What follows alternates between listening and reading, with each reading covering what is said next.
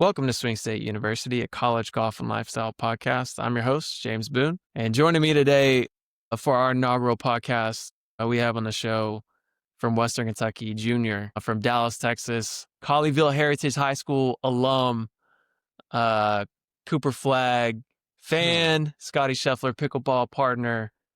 Welcome to the show, ladies and gentlemen, Gage Doyle. Yeah, thanks, James. Happy to be on. Thanks for having me on. Looking forward to it. Yeah, bro. Thanks for hopping on. Before we get started, for those listening, this is our first show, just so to give some context for where we're coming from, why we even feel like this show is necessary. Kind of 3 months ago, roughly, I kind of started getting an itch to create a little bit. With my background, played golf at Murray State, coached a little bit at Western Kentucky. So like this is where Gage is coming from. We have a good relationship. And so kind of with that background, I kind of had an itch to start a podcast. I think right now, if you look at the college golf media space, you have a couple of really like solid podcasts. Like I think of Back of the Range, they do an incredible job covering some of the top players in the country. But unless you're Wagger's top 50 or higher, you're probably not getting too much coverage. And so to flesh out an idea, I started doing a little bit of math. So every single D1 college team right now has around 7 to 9 players. There's about 250 D1 programs as it stands. That's like 22 to 2,300 players every single year coming through the D1 level. That's not including D2, D3, NAIA. Gage and I were just talking about it before we hopped on the show. Literally a D3 dude about won the US AM. This was about to play in the Masters, playing the US Open, all that stuff. So all that to say, there's podcasts out there right now that do a great job covering the best players in the country, but there's 2,100, cats out here that may not, obviously not all of them are going to have a playing career and like make a living playing golf, but you better believe that some of them are going to end up playing professionally. And so we want to be able to kind of cast that net and be able to get some more coverage to the game of college golf. And so that's kind of where we're coming from. Engage, bro. First episode, like, dude, thank you so much for hopping on. Yeah, for sure. It's an honor to be the first episode. Yeah, bro. Yeah, bro. Absolutely. I think one thing that's been really cool about watching your trajectory, I was there kind of on the ground, like literally ground floor as you were an 18-year-old kid coming in, and just from following your career, both that first year and then the past 2 years into your junior year, I've just seen you grow both as a person, but then as a golfer. Like one thing that always stuck out to me just spending time with you was just your confidence. Like you just strike me as a guy that like no matter room you walk into, no matter who you're competing against, there's some fearlessness there. And I think that's reflected over your past 2 years. Like think of even your sophomore year, you're like your best performances were at UK, U of M, 2 top 10s. Even this past year, had a great showing at Purdue, which kind of like led into Furman, where you finished, first top 5 of your college career. I've seen your scoring average go down, all this stuff, but I would love to like, hear kind of your roots. Like, how'd you get introduced to the game?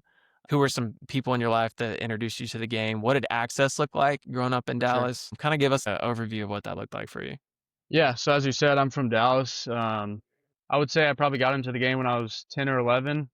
I first started off playing baseball and basketball, Yeah. which I think looking back, I'm thankful for, kind of having that, extra couple sports to really acclimate your athletic kind of growth. So I'm thankful for that. But yeah, those were probably my 2 main priorities were baseball and basketball.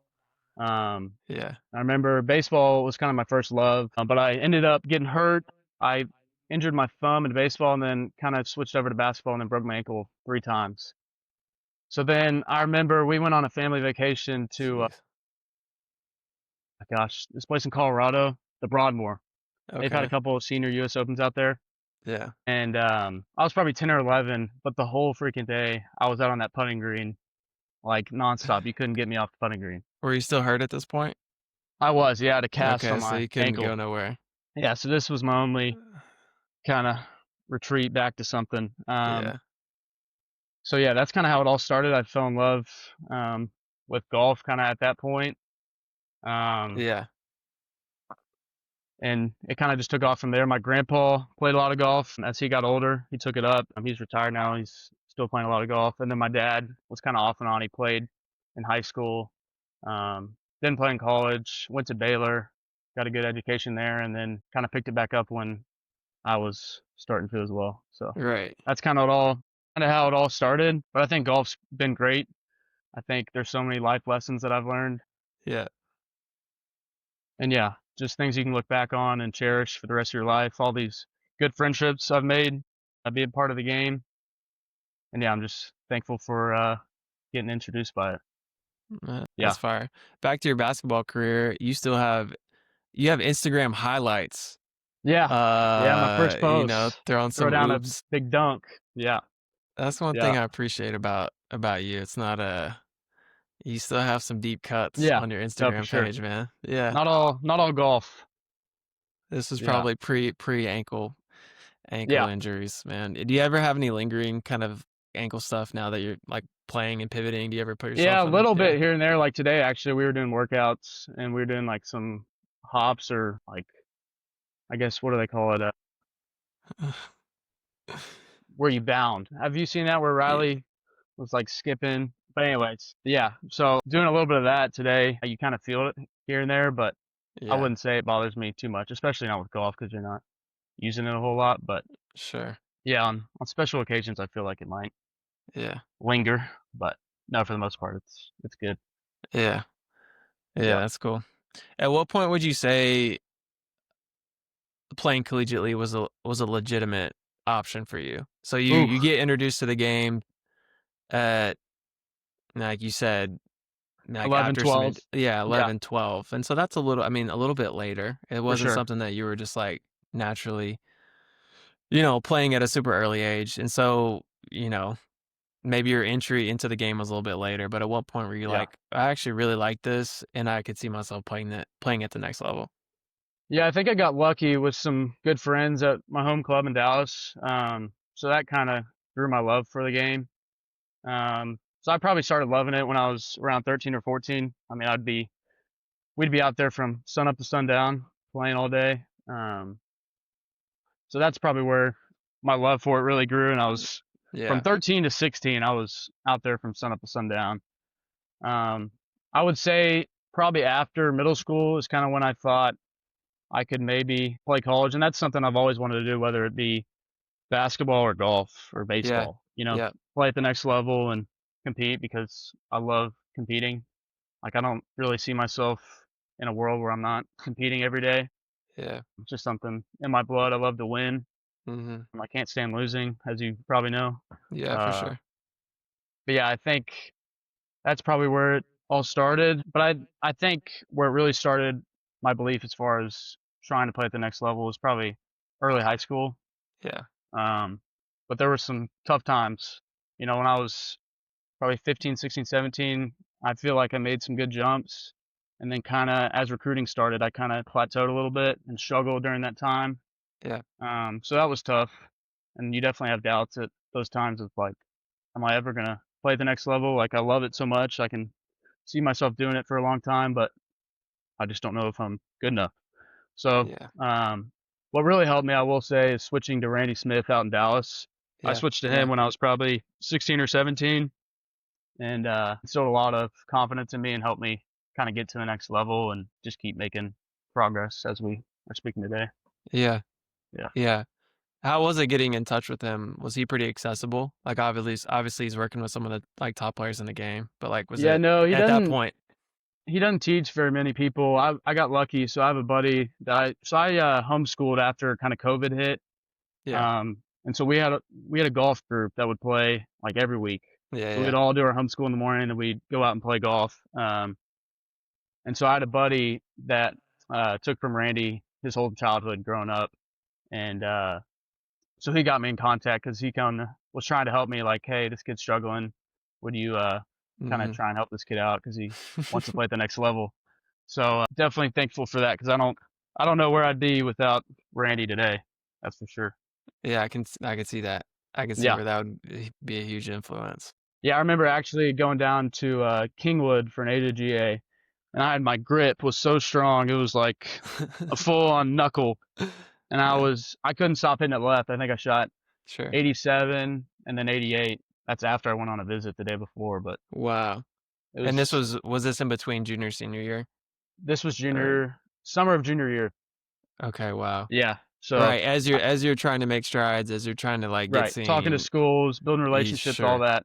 Yeah, so that was tough, that was kind of a big setback. And then after that, that's when I switched to Randy. So it was Yeah. probably junior year summer, going into my senior year when I switched to him. But Okay. yeah, I just remember couldn't stop hitting it left for the life of me. I mean, if you told me to hit this ball 50 yards right, I couldn't do it, Yeah. Yeah. and it Yeah. was it was tough. It was tough. Yeah. Hard to play like that. Yeah, Yeah. yeah, you can see some crazy things when you're going through that. Sure. Yeah, Sure. Sure. Well, fast forward a little bit. All right, you end up at Western Kentucky. You're a yeah, Texas kid.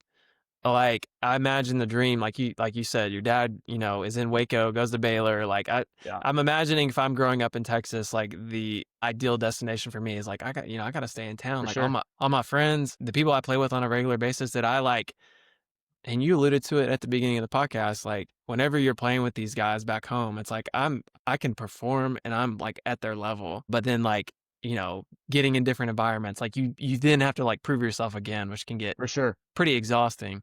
So you move from Texas, go to WKU, and then are in a new landscape.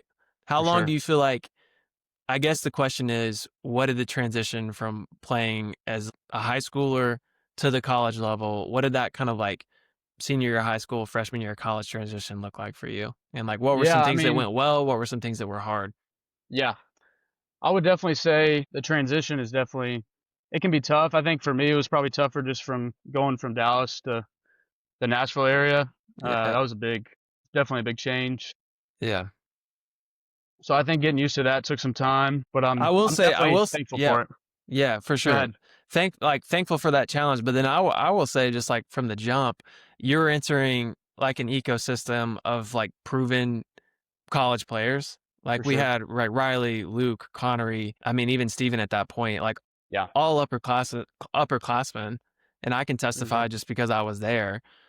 Like you came in and pretty much immediately. Like obviously there was a 3 or 4 tournament run where like, you were in the lineup, but by the end of the fall, it's like, okay, Gage is in the lineup. And so there was, on one hand, there was probably it was uncomfortable moving away from home, all that stuff, but For sure.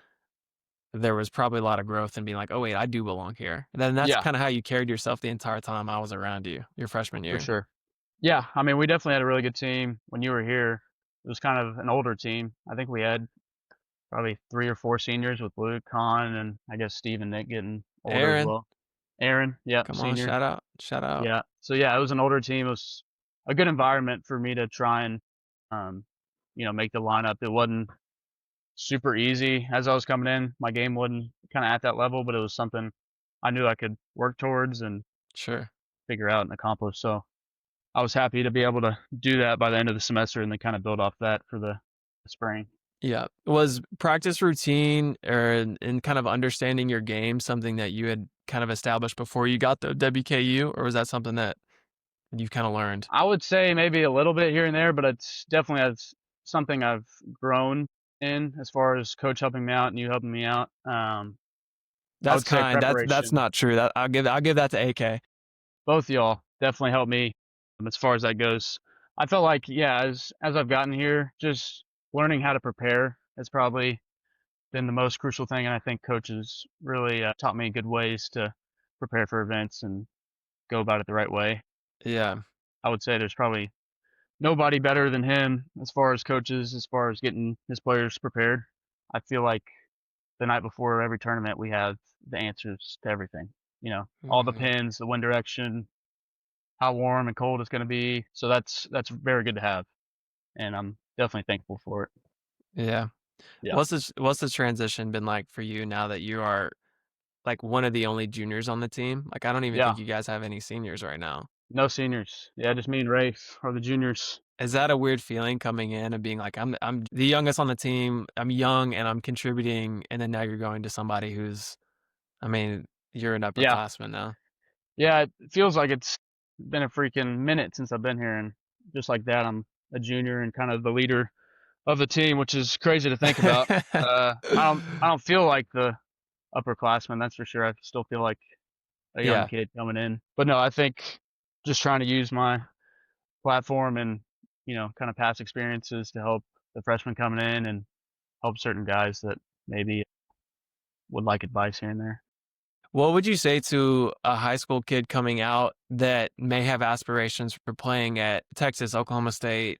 Yeah. yada yada. But the best thing for them could be getting reps in and like playing There's no doubt. immediately. That's another thing I'm super thankful for. I think if I would have gone to a Baylor or a Houston, I Yeah. probably wouldn't be playing maybe until now.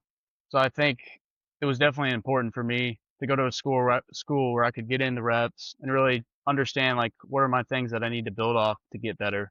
I think when you're just practicing at home and beating balls all day long, like you're not necessarily understanding how you're going to get better. I think tournament golf is the true Yeah.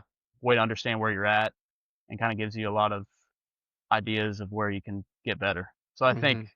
that's definitely something I'm thankful for. So I think in order to make the leap to the next level, you have to have a lot of tournament experience and just being able to grow off that experience.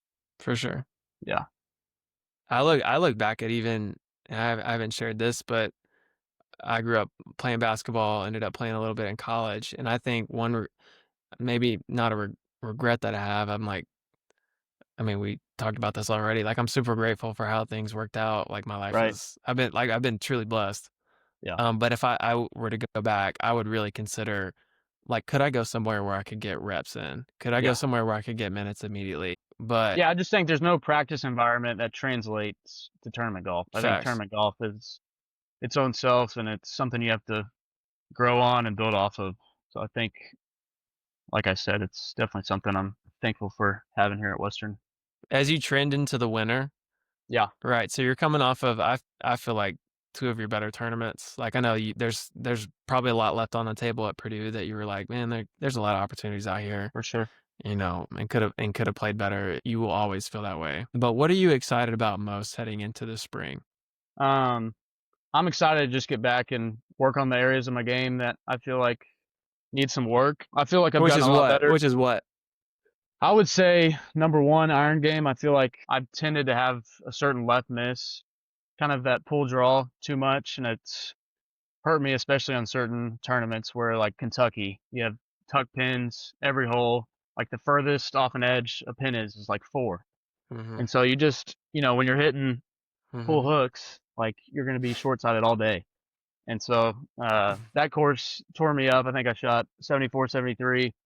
Um, and so I think it's just those little things, being stronger with the iron play and just sharpening certain areas of my game to where, your bad days are 72, 71. It kind of keeps you in the tournament per se. Sure. Yeah. So I think going into off season, I'm looking forward to mainly focusing on the iron game, getting that, really honed in with Randy. And then putting from 5 feet the last two tournaments has hurt me. I think I've lost 7 shots inside 8 feet putting Wow. last two tournaments combined. I've been really good from like 10 to 25 feet. I've been gaining probably 2 shots around, and then from 8 feet and in, I'm struggling. So Sure. that's kind of hard to wrap my head around, but try to get that figured out. And then I think I just need to get better as far as chipping the golf ball too. I think my technique probably gets a little off. And then, you know, in college you're playing all different types of grasses. So I think Yeah. just being able to adapt and adjust to certain courses is key. And I feel like I have to grow in that department as well. So Sure. no, I It's think upcoming. I think another thing going forward too is minimizing my bogeys for these rounds. Like the last two events, I've been second or third in birdies for the event. I've Mm, finished fifth and 13th, I think. So I think going forward, it's important to just sharpen that area because the good is good. It's good enough, it's but the always been bad, it's always been that way. for sure. But the bad, has to get in a better spot where I can, kind of have my bad weeks as top 25s and that then translates to having more chances at winning. So yeah, I think going into the offseason, just honing in on those things and hopefully having some chances to win come the spring, which I'm looking forward to. I'm excited for that too. Yeah, I for see sure. it. I see it. Yeah. I knew the good was good. Our very first round of golf we ever played Okay. together. I remember we were out at BGCC, Bowling Green Country Club. Yeah. With Nick and Andrew, I remember that. Nick and Andrew, fun crew. That was like Yeah. my first introduction to the team. And honestly, like for you, it was probably like you'd been in Bowling Green for like 3 days, maybe Yeah. I something. just got there. Yeah. So we were both kind of fresh off the bus, and we're Yeah, like, we just got thrown right in the fire. didn't know anybody, and so they were just Yeah. like, maybe you guys should play together today. But I do remember on 18, it was par five, probably like Okay. 515, 520, dog leg uphill to the left, and you kind of fan your drive. I don't know where that bunker is. It's probably like 270, 280, Yeah, 285, 290, somewhere in 285, there. 290. Yeah. Um, and you are kind of like, I mean, the bunker's not like super undulating or anything like that, but Yeah. you're It's like got a kind of tall right. lip. It's so there's a lip there, Yeah, especially with the and 3-wood. yeah, It's coming Gage, back you, to me now. no, you pull out 3-wood and hit it to like 10 feet. I'm like, okay, this guy, there's something here. Like, no, That's there's funny. something here. Um, yeah, I've seen a lot of that of like high highs for sure. For So sure. kind of as you head into the off season, that's a really cool focus. Are you still rolling the Scotty? You talk about putting. Are you still got the same putter in your bag? Actually, I have a different putter. I have the Scotty Cameron Mallet, the one that JT uses. Okay. I think it's the Phantom 5.5. Mm-hmm.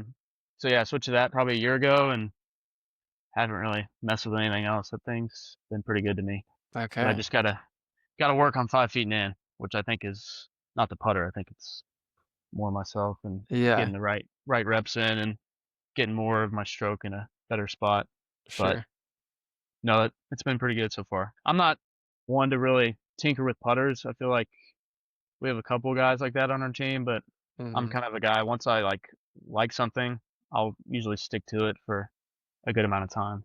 Yeah. I mean, Yeah. the last putter you had, I feel like you had in your bag for a really long time. Yeah. I mean, I had that probably from high school to like middle of sophomore year. Sure. Yeah. Yeah. So For those listening who may not have understanding of how the college golf season works, now that you guys are done with fall season, fall tournaments, what's your day to day look like? Like you said, you just came out of weights yesterday. Where are y'all at right now with practice, weights, and all that stuff? yeah, so I'll kind of give you the whole rundown. So Sure. we played 5 events this fall with workouts kind of twice a week when we're back. And then you have qualifying, obviously, throughout certain weeks where you can do it. And then I think we're scheduled to play 6, including conference in the spring. But as far as right now, we're doing now 3 workouts a week. And that kind of consists of, one leg day, one upper body, and then kind of a rotational kind of get loose day as well with Sure. that. So that's kind of our main schedule right now, and then we're gonna start kind of piecing work together with coach and our assistant Alex starting next week as far as certain things we need to get better at. So like this week we have workouts on Monday, Tuesday, and then Friday morning, and then we're playing golf twice this week. I think 9 holes. That's kind of what it looks like now. Yeah. So it's Yeah. That's busy, cool. but you learn how to manage your time and you know, focus on the things that you need to focus on, like school and everything. So I think Sure. it's a good balance. It's tough. It's something you Yeah. learn to figure out once you get here. But no, it's definitely something I'm thankful for. I think having something to do each and every day is good. I don't want to be sitting around all day, part of a frat. Hey, whoa, no frat shade. Not any frat shade, but it's just I couldn't do it myself. Yeah. Yeah. Yeah. You're part of a fraternity. No, for sure. Yeah. The You golf know, team is definitely it's a a fraternity. fraternity and it's a fun time. Favorite course you've played? We'll go this season, and then you can date it back to your freshman year. Okay, I would say this season we played at Purdue, their camping course. It's Pete Dye. Yeah. That was a really good one. Lots of tough holes out there. Lots of tough par threes. I think 3 of the par threes had like a lake basically next to it, so Mm-hmm. you had to nut up and hit a good shot on all Mm-hmm. those holes. So that was good. And then as far as like every Pete Dye course, there's plenty of opportunities as far as during the round. So I think it's a good mix. And then the course was just in good shape. The greens were probably 12, like just perfect speed. Sure. So that was probably the best course we played this year. I would say another course that we played in the It's past is Colonial. Colonial. That's a great one. Yeah. No, that was a good one. That was a tough test. Those greens were like rocks. So that was quite quite the challenge. Will y'all ever come back to Memphis? I don't know. That's a question for coach. I would love to because I play good and Right, it was a good right, time. right. Yeah. Totally, So, totally. no, I liked it. It was a good, tough test. I feel like We miss I y'all. usually do better when the setups are tougher because I feel like you don't have to be as perfect. I feel like you can be gritty and kind of just as long as you keep your mind in it and stay tough and know that like a couple over is a decent score. I just feel like that's easier for me because I don't have to do anything crazy. I Yeah, can just lower kind of grind it out. expectations. Yeah. Yeah. So I've always kind of felt those setups to be beneficial for myself. Hmm. But I'd say another course that we played, the West Virginia Pete Dye is So also pure, so awesome. pure. Yeah. What is it called? The Dye? Yeah. Yeah. I would have to look it up to fact check that. Yeah, I forgot the name maybe, but that's a super state course. All the coal mines and everything throughout the course. Yeah. Okay. There's You like should have seen the red conditions 40 we die played coming up. in Pete Dye last year. It Oh was like yeah. blowing 40, 50 the last day. I Okay. remember on 18, you remember 18, kind of a long Yeah. par A four. hard hole. Yeah, hard hole. But like usually you have 8 or 9 iron into that hole. And we got I guess north wind that day and it was straight into the wind. And I remember hitting 4 iron like this low off the ground, probably from 220 out, just trying to run it up the green. Yeah. So that was quite the day. It played totally different. It was hard. I think the scoring average was like 80. I've never seen anything like it. And the 80? field, yeah, it was literally Good 80 lord.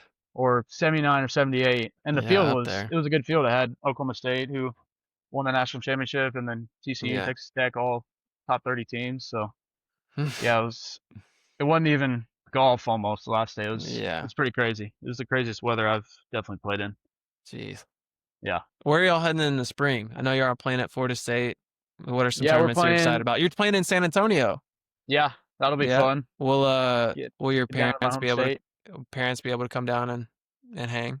Yeah, I think my parents and both my grandparents are going to be able to make it down for that. So I'm looking forward to that one. That's a good course, good test. Hopefully it's not too cold. Because usually early year in Texas can kind of be dicey. It's either perfect or 35 and just windy and cold. So Mm-hmm. hopefully we get a good week as far as that tournament goes. TPC San Antonio. That'd be Yeah, cool. I think we're playing not the tournament course, but the Oaks, I think. Okay. So, or the Canyon is what it is. Okay. So that'll be fun. I'm looking forward to it. It's a fun course. Lots of up and down holes, but you can definitely like if you drive it well out there, you can tear it up. So Okay. looking forward to that one. And then we have we're going to Austin Peay's event. Yep. I'm not sure where that's at. But then we're going to Vanny's event down at their Mason home Rudolph. course. Yeah, I Yeah, saw that. yeah, That'd be that's a good a field. great field. Yeah, so I'm looking forward to that. And then we're going back to West Virginia. And then Florida State, like you said, and then conference. So we have a really good schedule this spring. I'm definitely looking forward to it. Yeah. We can do this before we close. So this is a segment. We'll see if it sticks. If it sticks, awesome. If we, if we want to get sponsorship for this particular part of the show, we're open, obviously. But we're gonna call it the Swing State Six Pack, and we're gonna give you some rapid fire questions, Gager, I love it. I'm and ready. just see what we come up with here. Let me get my phone out. Always love a little rapid fire. The Swing State Six Pack. Here we go. Gage Doyle, junior at Western Kentucky, my dog. First question up, Gage. Favorite course you've ever played? Ooh, that's a tough one. I'd probably say TPC Sawgrass. That's a tough one to beat. The Yeah, kind of iconic 17th hole. That's a fun course. And then you got pretty pure. 18. Yeah, so great Favorite course. course you've never played? Augusta, definitely something Okay, I've. second favorite course you've never played. Cypress, Yeah. just the top two. Yeah. Those are tough to beat. Dream foursome? Is it Cooper Flag, Danny Doyle? I mean, Yeah, definitely put my dad in there for sure. yeah. Yeah, I'd say my dad, Michael Jordan for sure. Okay, for sure. Uh, yeah, definitely look up to him. He might take all your money, bro. Yeah, he probably would. He probably would, but I like to throw it around every now and then. So Sure, I wouldn't be opposed to that. sure. Wouldn't be a bad story to Not tell. scared of MJ. Not at Yeah. all. All No, right, no. last one. Dream foursome. I would say Tiger, just because Sure. he's transcended the game of golf. Just goat. Yeah. Man, it's 3 goats. You know, Yeah. Danny, MJ, A and lot of Tiger. goats. Yeah, Support it. for sure. Danny Doyle is my business casual style icon. Okay. Yeah, Yeah. yeah. He's good with all the style. It's professional up top, and then you just wear some fire sneakers and Yeah. He picks on a lot of my style, so I need to start listening to him as far as what to wear. But I'm sure I will after school's all done yeah, with. man, you got time. You got time for that. Yeah, Um, favorite player on tour right now? yeah. Ooh, that's a tough one. I'd probably say Jordan or Scotty. I think I've Yeah, always loved Jordan. yeah. Just the way he plays, it's kind of up and down and fun to watch. And then just Scotty, just because of his competitiveness and will to win. I think it's fun to watch, and his faith and everything, I think, is why I like him so much. Mm-hmm. So yeah, I think those are the two players I probably look up to the most and are my favorite. Yeah, that's cool. Favorite club in your bag? I'd probably say my 8-iron. I beat that thing to hell. I hit that on the range like crazy. So Sure. I'd probably say the 8-iron. That's probably the club I've had Yeah. the most swings with. Favorite club not in your bag? It's your 7-iron with the grip. Yeah. Gotta Yeah, I be. was gonna say that, but that doesn't, I guess, really count. So that's definitely my close second would be my grip training 7-iron. Okay. Yeah. Yeah. Respect. Okay, Yeah. last question. This is what the people want to know. So this Yeah. spring, right, when you win your first college tournament, Yeah. when we really boost off, you may have a 7-hour van drive back to Bowling Green, all the stuff. Where are you celebrating? Right? Where are we going out to eat? Ooh, that's a tough one. I would say Texas Roadhouse probably isn't Hey, a come bad on, first choice. come Can't go on. wrong with that bread. Yeah, So good. yeah. So that'd probably be my first pick, or just any good steakhouse. Okay. Are y'all still rocking with the Outback NIL? Or are we still? Is that We're still not. live? Okay, No, that dang. kind of died late last year once all the guys graduated, which Uh, sucks. It didn't get passed on to us, but Didn't get grandfathered into the I Outback. know. I wish, but no, Yeah. we enjoyed it while it lasted. Well, y'all, that was the Swing State 6-pack. 6 questions to close out a pod. Gage Doyle, thank you for hopping on, bro. Yeah, appreciate you having me on. It was fun. Yeah, man, absolutely. Best of luck heading into the spring, heading into the summer. I'm your biggest fan. You can take that to the bank. Excited to keep up with you moving forward, bro. Thanks for hopping Yeah, I on. appreciate it. Yeah, you got it. Yeah, bro. To all my people in the struggle.